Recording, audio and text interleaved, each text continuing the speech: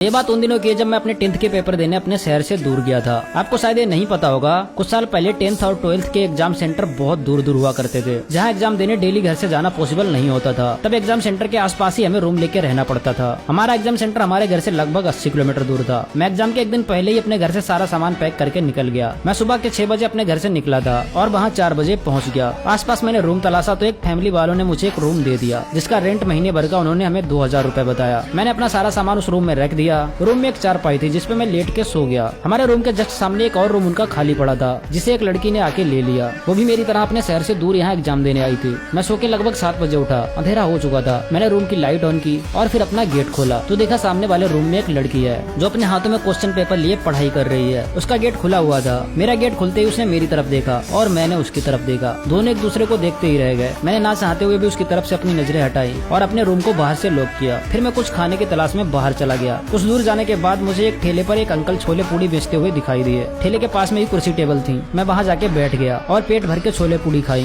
फिर अंकल को पैसे देके वहाँ से रूम की तरफ चल दिया। मैंने जैसे ही मेन गेट के अंदर एंटर किया, मेरे सामने वो लड़की खड़ी थी। उसने धीमी आवाज में मुझसे पूछा, हेलो क्या आप यहीं रहते हैं? मैंने बोला, अरे नहीं, मैं यहाँ एग्जाम देने आया हूँ, मेरा घर यहाँ से काफी दूर है। फिर उसने बोला, क्या आप मेरी छोटी सी हेल्प कर दोगे? मैंने बोला, हाँ, क्या हेल्प चाहिए आपको? उसने मेरी तरफ 100 रुपए का नोट बढ़ाते हुए बोला, क्या आप मेरे लिए कुछ खाना ला के दे सकते हैं? मुझे बहुत ज्यादा भूख लगी है, पर बाहर अकेले अंधेरे में जाने से डर लग रहा है। मैंने उससे वो 100 रुपए लिए, वापस से उन अंकल के ठेले पे गया और उसके लिए भी छोले पूड़ी पैक करवा कर ले आया। मैंने उसे खाना दिया। उसने मुझे प्यार से थैंक यू बोला और अपने रूम में चली गई। मैं भी अपने रूम में आया। कल सुबह ही मेरा एग्जाम था। मेरे पास उस टाइम एक कीपैड वाला फोन था, जिसमें मैंने सुबह 6 बजे का अलार्म सेट किया और सो गया। सुबह 6 बजे जब मैं उठा, मैंने अपना गेट खोला तो देखा उस लड़की के रूम पे ताला लगा था। वो मेरे से पहले ही अपना एग्जाम देने के लिए निकल गई थी। मैं जल्दी से तैयार हुआ और अपने एग्जाम सेंटर वाले स्कूल को ढूंढता हुआ स्कूल पहुंच गया। और फिर वहाँ मेरे साथ कुछ ऐसा हुआ जिसके बाद वो अजनबी लड़की मेरे लिए बहुत खास बन गई।